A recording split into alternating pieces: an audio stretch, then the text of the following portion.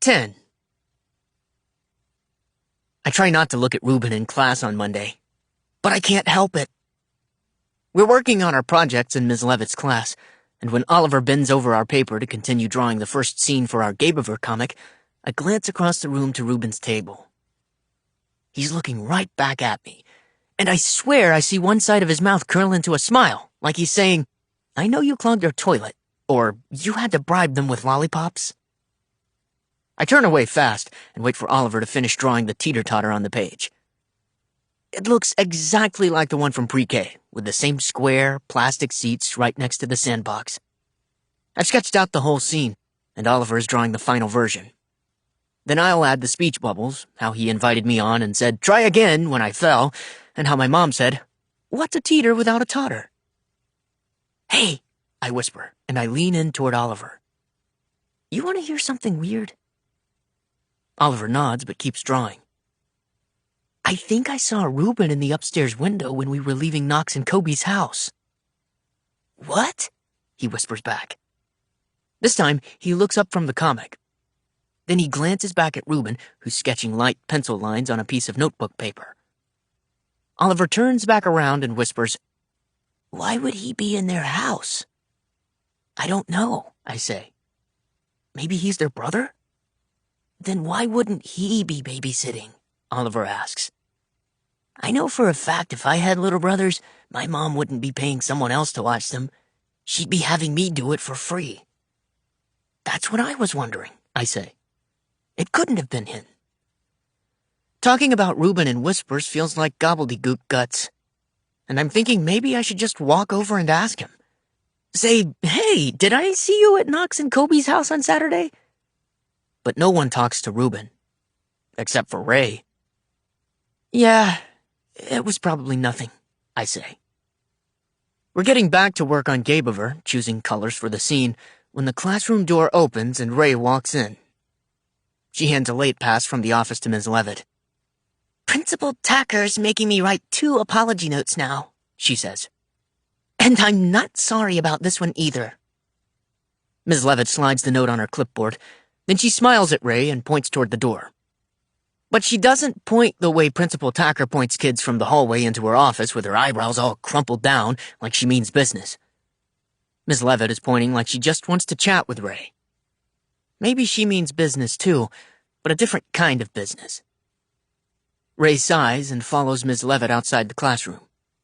"You all continue working," Ms. Levitt calls, and she leaves the door open as she talks in a hushed voice with Ray. It only takes Chaz a couple of seconds to say, kind of under his breath, "Rude Ruben's girlfriend is here." Saunders and Orrin laugh, and Ruben shoots them a look. "What?" Chaz says. "Are you going to tell Miss Levitt on me?" "Oh, wait." Saunders and Orrin laugh again, and Ruben bites down hard on his back teeth. I can see those 2 little knots bulge out from his jaw.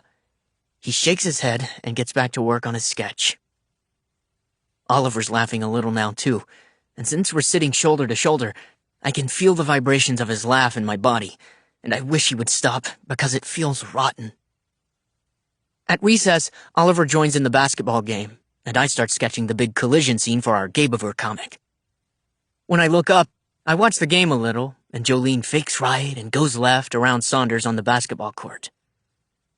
I hear Missy squeal as she pumps high on the swing and flies off through the air, landing on her feet. Ingrid is chasing Lenny up a slide, and Fiona and Cass are racing across the monkey bars. Then my eyes drift to Ruben. He's in the same spot, as far from the playground as possible, his body pressed against the red brick of the school building. He's watching everyone on the playground. I can see his eyes move from the concrete tunnel where a couple of kids from Ms. Garrison's class are hiding to the tall spiderweb structure where 5 kids are climbing. He watches Tanya chase Andre across the bouncy bridge and flinches when a recess aide blows her whistle and tells them to walk. He watches Oliver dribble the ball hard into the pavement. Then his eyes move toward Ray, who's sitting in the gazebo peering into her book bag with both hands shoved deep inside. She looks up and glances around every few seconds, then looks back at her book bag. And I know exactly what she's doing. She's on her cell phone. Probably texting your friends from 7th grade and definitely getting away with it. Reuben can tell, too, because a smile spreads across his face. He watches her for a moment, then moves his eyes back to Oliver on the court. He's dribbling fancy moves around the other players and sends a hard bounce pass to Oren, who shoots and misses, but Oliver is there for the rebound. Someone from the swing set calls, "Why don't you get some binoculars?" But Reuben doesn't seem to care, and he doesn't quit watching. Oliver dribbles one last bam into the pavement and jumps up for a shot, then fights again for the rebound but loses the ball. "God!" he yells and pounds his fist into his thigh. "Just a game," Saunders says and tosses him the ball. Oliver laughs him off, but the bam, bam, bam of his dribbling echoes off the bricks of the school wall behind Reuben. 11. At the end of the day, Oliver closes his locker and says, "Good luck at Nature Club. Try to learn some stuff so you can survive on the trail." Then he laughs and says, "Like how to poop in the woods." And we start all over with another giggle attack. Except this time, he has to go to the locker room to get changed for sports club, and my giggles fade out because I actually haven't thought about that yet. How do you poop in the woods? I'm the first one to get to Nature Club. It's another sunny day, but the breeze makes me zip up my sweatshirt. Mr. Jasper, who is also the 7th grade science teacher, is laying out 3 canvas day packs on the gazebo bench. "Hey," he says. "Gabe, right?" I nod. "I'm Mr. Jasper." He's tall and skinny and wears glasses on his face and a pair of binoculars around his neck. I say it's nice to meet him. Then I look around at the other clubs gathering in the schoolyard.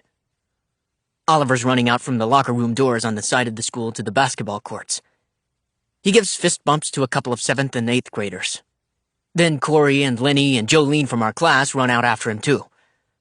And then the whole court seems to be full of kids wearing athletic shorts and zip-up sweatshirts and chasing after the basketballs that Miss Neely empties from her bag. The balls bounce and roll, and kids rush to them and start dribbling and doing all these quick, complicated-looking, through-the-leg fake-outs, then passing to each other and shooting. "Did you try to get into sports club?" Mr. Jasper asks. I look up at him. "It's okay," he tells me. "I won't be offended."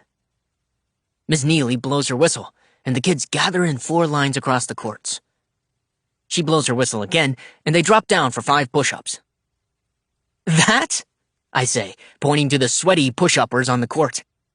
"No." Mr. Jasper laughs and says, "They basically begged me to facilitate sports club." Then he pretends to flex his very skinny arm muscles. "But I felt like it was the right thing to do to give Miss Neely the chance." Miss Neely is now down on the court, doing push-ups with all the kids, blowing her whistle for each one. Some kids drop to the pavement and moan, but Miss Neely keeps on going until it's just one kid and her left. "I guess she's doing okay," Mr. Jasper says, and I laugh. Then Ray and another girl arrive at the gazebo, and they both grab day packs and sling them over their shoulders. "Vera, Ray," Mr. Jasper says, pointing to each of the girls. "Gabe." Then he points to me. I kind of wave, and Ray says, "Oh, I know Gabe. He's in the 6th grade class that's babysitting me the rest of the year." Vera waves and smiles and says, "Are you the one at her table? The one who doesn't talk?" I shake my head. "No," I say. "That's Reuben. I talk." "Oh," Vera says. Then she looks at Ray. "Reuben's the cool one, right?" Ray nods, and I wrinkle up my forehead and wonder how Reuben could have possibly gotten any cool points. Then Mr. Jasper says, "Okay, we're off." And Ray and Vera step out of the gazebo. I notice they've changed into hiking boots that tie up over their ankles, and I'm wondering if I'm supposed to have boots. It didn't say that in the registration packet, but maybe that's something outdoorsy nature club people just know, and I should ask my mom to put that on the list of things I'll need to survive on the trail this summer. "This is it?" I ask. This is the whole nature club. Mr. Jasper nods and gestures toward the remaining day pack on the bench. You've got a lot to catch up on. We've been practicing orienteering. Then the girls follow him off the gazebo and through the parking lot toward the woods that surround our schoolyard. I grab the pack and walk fast to keep up. You've been practicing what? I say. Ray calls back. Orienteering. It's like finding your way through the forest. We stop at the edge of the woods where Mr. Jasper says, A new entry point this time, girls. Then he turns toward me. Today, you'll follow Vera and Ray as they navigate to the checkpoint. I raise my eyebrows. You'll catch on quickly, and they'll give you tips along the way, he says. Then he nods toward my bag. I open it and take out binoculars and a compass, a whistle, and a laminated map with a red marker dot colored on it. He points to the dot. That's where you're going. Is there a trail? I ask. He smiles and shakes his head. No trails out here. Blazes painted on the trees? I ask. He shakes his head again. But you've got Vera and Ray and a compass and a map. What's the whistle for? He smiles. In case you get lost. Then he gives us a wave, says, Good luck, and walks along the grass near the edge of the woods. Where are you going? I call. He bends over and picks up a stick from the ground, tries it out for size, and starts hiking into the forest. Exploring, he calls over his shoulder. Ray holds out her map in one hand. You keep it with north at the top, she says. And I want to tell her I already know my directions. Never eat soggy waffles. But now she's laying the compass on top of the map, adjusting the face of it and walking her body slowly in a circle. This is how you orient your map to the land, she says. So you know which way you're going? Right, I say. She stops when she's facing the playground, points, and says, That's north. Vera flips her map upside down and taps her finger on a line. This will be our first landmark. Then she's measuring things out with her fingers in little sections across the lines, and she reaches over and turns my map. Right, I say again. Ray wraps the shoelace hanging from the end of the compass around her wrist 3 times and holds the face of the compass in her palm. Ready? She asks. I wrap my compass like that too, then nod and follow them into the woods. I've been going to school in this building since kindergarten, and I've never been in these woods. The woods behind my house and the ones that lead into town have trails where people ride their bikes, walk, and let their dogs run off their leashes. But in here, there are no trails, no paths, no way to tell where you're supposed to be going at all. It's just trees and trees and trees, and trees that have fallen over, and trees that are leaning on other trees, and mud and leaves and sticks and roots and trees. No blazes to let you know you're on the right track. No neighbors running with their dogs to let you know you haven't wandered far from civilization. Nothing. We want to be going southwest, Vera says. Ray's checking her compass, then looking down at the map like she knows exactly how it's going to lead us to that red dot. They take a few steps deeper into the woods and then stop. They're just standing there, looking one way, then another through the trees. Then they squat and hold out their arms and close one eye and look down the length of their fingers like they can will a path to appear. No path appears. What are you doing? I ask. Watching, Vera says. And listening, says Ray. Watching and listening isn't feeling very hiker-explorer toughening me up to get me ready for the Appalachian Trail. And I didn't even know mosquitoes came out this early, but I swear there's one buzzing in my ear, and I'm about ready to be done with Nature Club. But I know I can't quit. What's at that red dot on the map anyway? I ask. Why do we want to go there? I'm thinking it better be a pot of gold, or a mountain of books. Not sure until we find it, Vera answers. Then they take off through the trees with their compasses outstretched, stopping to point their binoculars toward the treetops and whispering names like field sparrow and hermit thrush. We step on big rocks through a muddy area, and I have to dodge roots and push branches out of my face. And every couple of minutes, Vera and Ray check the map and point and nod and look at their compasses and start off again. We have to climb over a huge fallen-down tree, and the way they do it makes it look easy. But when I try, I can't quite get my leg high enough, and kind of have to hop on my other foot a few times, and then I'm sitting on the tree like it's a horse, and I feel a little stuck. And I'm pretty sure I pulled a muscle. I shimmy down feet first, and the bark on the tree lifts up my shirt and scrapes the skin on my back. I hobble over roots that push up out of the ground, walk too close to a pricker bush, and get burrs stuck all over my shorts, and my left sneaker sinks down in a soppy mud patch, leaving a deep print behind. I get the point of the boots now. We make a few more curves around trees and more trees, and after what feels like 35 miles, they stop, and Vera says, "It should be right here." Vera looks up, and Ray looks down. They start turning over big rocks and running their hands along thick tree branches above their heads. Then, Ray spots something beneath an arched root sticking up from the ground and says, "Found it!" They rush over and pull out a small tin box, then find a log for us all to sit on. Ray snaps open the latch, and inside the tin, there are 3 fun-sized packs of M&Ms and a note. "You found me again. Can't say that I'm shocked. It's a long way that you've come, a far way that you've walked. You had a compass, a map, and good weather, but most importantly, you did it together. You followed your brain, your heart, and your feet. Now please enjoy this chocolatey treat. Tin Ben." "Tin Ben?" I ask. Vera takes one of the packs of M&Ms out and shakes the container. "We're always looking for Tin Ben," she says. "And he always leaves us something." Ray hands me a pack of M&Ms, and I reach out for it, but really I'm thinking, we did all that for this? There are like 5 M&Ms in a fun size. But when I empty the pack into my mouth and the melty candy shells touch my tongue, it tastes better than M&Ms ever have.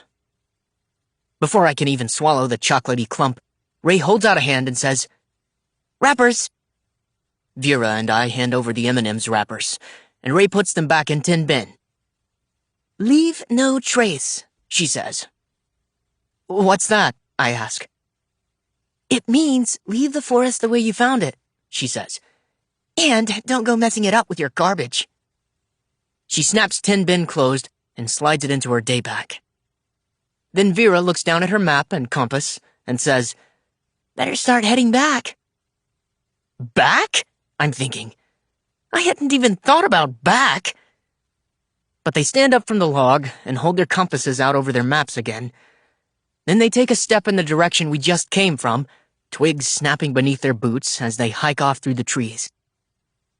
I'm sweating and huffing when we hop across the deep footprint I left in the mud patch, past the bending-over pricker bush where I got my shorts stuck, and climb over the log where I scraped my back. And I'm trying to think of anything but how much my legs burn from all the stepping.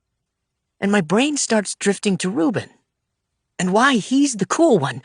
And before I know it, I huff out, "How do you know Reuben is cool?" Ray thinks for a second. "He just is. He's chill. Maybe even too chill. Because if I were him, no one would be laughing along with that kid Chaz who thinks he's so funny." We keep walking, and my face is all sorts of red. And I don't think it's just from the hike. Right before we reach the end, Vera points beneath some soggy leaves at a candy wrapper crumpled into the mud. Ray pushes back the leaves and grabs the plastic. I'm thinking that's not even ours. And then I'm thinking that Ray must be some sort of mind reader, because she says, "The thing about leave no trace is that it's not just about not messing it up with your own garbage, but also about keeping other people's garbage from messing it up too. If you see it, you're responsible for it." Then she crumples the wrapper and sticks it in her day pack.